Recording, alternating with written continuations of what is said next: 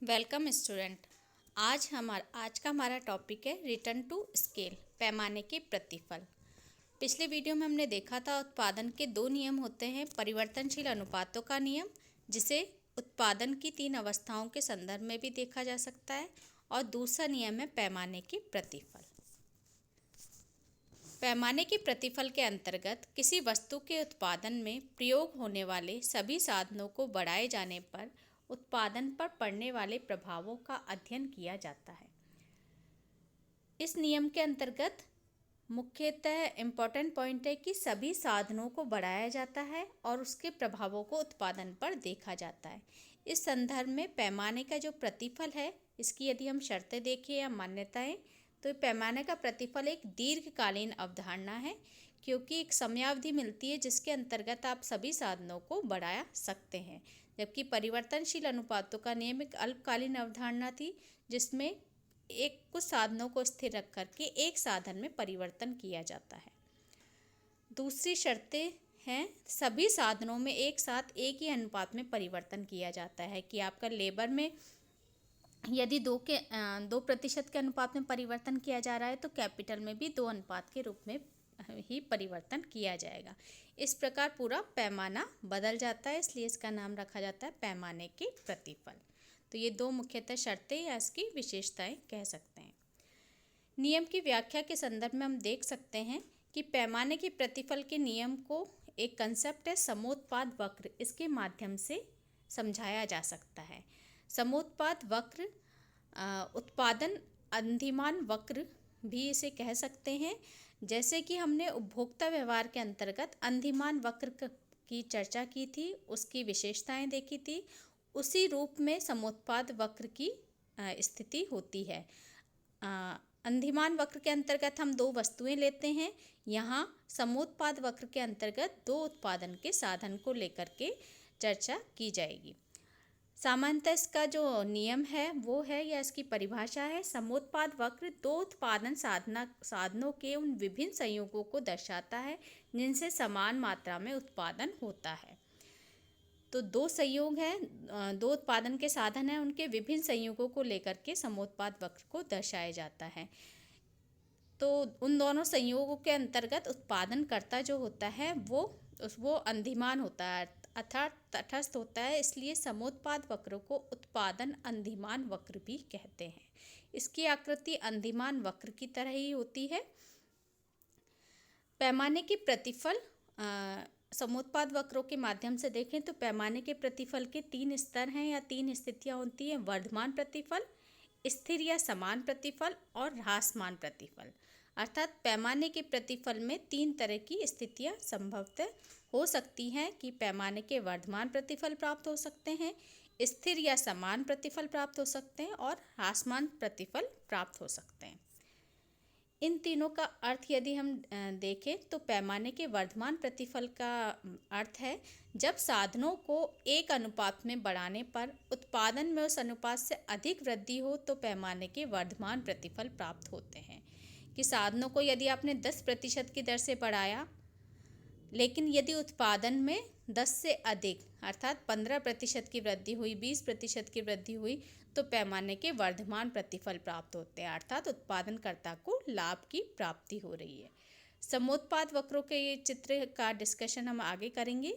उसके अंतर्गत समोत्पाद वक्रों की घटती हुई दूरी के क्रम में इसे प्रदर्शित किया जाता है। घटती हुई दूरी से तात्पर्य है कि पहले वाले समोत्पाद वक्र के बाद दूसरा वाला समोत्पाद वक्र उससे कम दूरी पर स्थित होगा, अर्थात पहले उत्पादनकर्ता को पहले से कम साधनों की आवश्यकता होगी उत्पादन की वही मात्रा प्राप्त करने के लिए।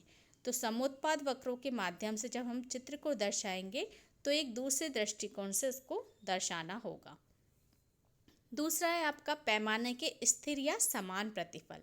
नाम से स्पष्ट है, समान प्रतिफल है, यानी जब साधनों को एक अनुपात में बढ़ाने पर उत्पादन में उसी अनुपात से वृद्धि हो।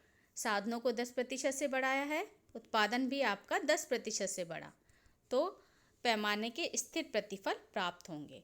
समोत्पाद वक्रों के समान दूरी के क्रम में इसको प्रदर्शित किया जाएगा।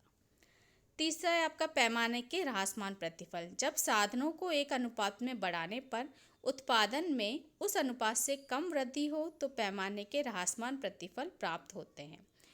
कि साधनों को 10% से बढ़ाया लेकिन उत्पादन में 5% से ही वृद्धि हुई तो पैमाने के ह्रासमान प्रतिफल प्राप्त होते हैं, अर्थात उत्पादन में साधनों के अनुपात से कम में वृद्धि हुई है। समोत्पाद वक्रों के बढ़ती हुई दूरी के क्रम में से प्रदर्शित करते हैं कि पहले से आपको अधिक साधनों की आवश्यकता है, अतः पैमाने के ह्रासमान प्रतिफल प्राप्त होते हैं। ये हमने तीनों प्रतिफलों का अर्थ देखा। अब इसको हम चित्र के माध्यम से देखेंगे। एक्स और वाई अक्ष पर एक्स अक्ष पर लेबर लिया गया है, वाई अक्ष पर कैपिटल लिया गया है। समोत्पाद वक्रों को विभिन्न समोत्पाद वक्रों को दर्शाया गया है, जिनको हमने इसके संयोग के आधार पर A B C D E F G H नाम दिए गए हैं। एक ही चित्र के अंतर्गत हम तीनों प्रतिफलों को दर्शाएंगे। A B C D E F G तीनों की यदि हम चर्चा करें तो ए बी और बी सी जो है वो पैमाने के वर्धमान प्रतिफल को दर्शा रहे हैं, अर्थात B C is less than A B, अर्थात बी से सी तक जाने के लिए आपको पहले से कम साधनों की आवश्यकता है, अतः उत्पादनकर्ता को लाभ मिल रहा है, पैमाने के बढ़ते हुए प्रतिफल प्राप्त हो रहे हैं। सी डी और डी पैमाने के स्थिर और समान प्रतिफल को दिखा रहे हैं कि सी और डी और ई के बीच की दूरी है वो समान है, अर्थात उत्पादनकर्ता को जितने साधनों की आवश्यकता है उतनी ही मात्रा में उत्पादन मात्रा का प्रतिफल प्राप्त हो रहा है। ई एफ और एफ जी है पैमाने के ह्रासमान प्रतिफल कि आपकी F G is greater than E F, अर्थात ई एफ से ज़्यादा दूरी है एफ जी की। इसका मतलब है उत्पादनकर्ता को उसी उत्पादन मात्रा पर बनाए रखने के लिए उसे पहले से अधिक साधनों की आवश्यकता है। तो ये बढ़ती हुई दूरी के क्रम में लिखाते हैं, यानी यहाँ उत्पादनकर्ता को लॉस हो रहा है, हानि हो रही है, उससे पैमाने के ह्रासमान प्रतिफल प्राप्त हो रहे हैं। तो इन तीनों प्रतिफलों के रूप में हम एक ही चित्र के माध्यम से इसको दर्शा सकते हैं। ए बी डायग्राम बनाते वक्त ध्यान रखें ए बी और बी सी की दूरी है, बी सी की दूरी ए बी से कम रखी जाएगी, सी डी और डी ई को बराबर, और ई एफ एफ जी में F G is greater than E F की दूरी रखी जाएगी। तो एक ही चित्र में हम तीनों प्रतिफलों को दर्शा सकते हैं। अब पैमाने के जो प्रतिफल है, वर्धमान प्रतिफल के मुख्यतः दो कारण होते हैं। पहला है श्रम विभाजन और दूसरा है विशिष्टीकरण। कि उत्पादनकर्ता जब उत्पादन प्रारंभ करता है तो लेबर का डिवीज़न कर देता है। श्रम विभाजन से तात्पर्य है कि जो श्रमिक हैं उनको अलग अलग डिवाइड कर देता है, कुछ श्रमिक ये काम करेंगे, कुछ श्रमिक ये काम करेंगे। तो जब लेबर डिवीज़न होता है तो जो श्रमिक वर्ग है वो अधिक कुशलता से कार्य कर पाता है। और विशिष्टीकरण किए कि उनको उस संदर्भ में उनको प्रशिक्षण दिया जाता है, उस संदर्भ में उनको कार्यकुशलता और अधिक बढ़ती है, जिसके कारण वो अधिक कुशल ढंग से कार्य कर पाते हैं, इसलिए वर्धमान प्रतिफल है वो प्राप्त होते हैं।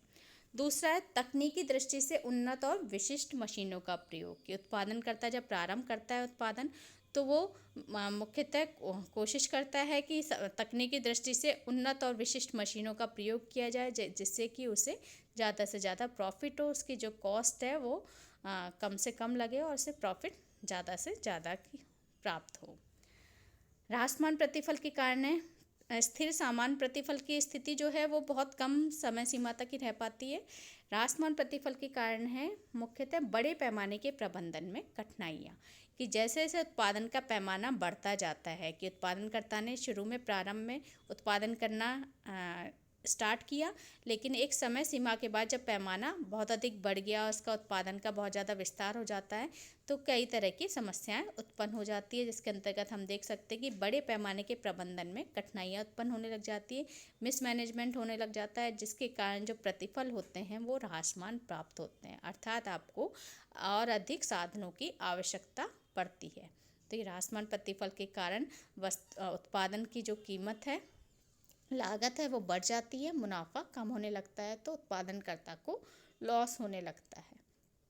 तो इस प्रकार वर्धमान प्रतिफल के और ह्रासमान प्रतिफल के ये निम्न कारण हैं। तो आज के वीडियो में हमने पैमाने के प्रतिफल की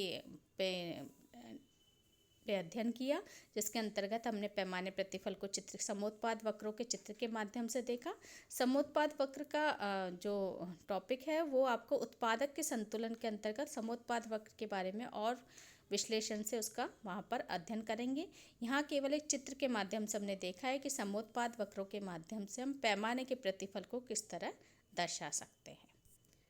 धन्यवाद।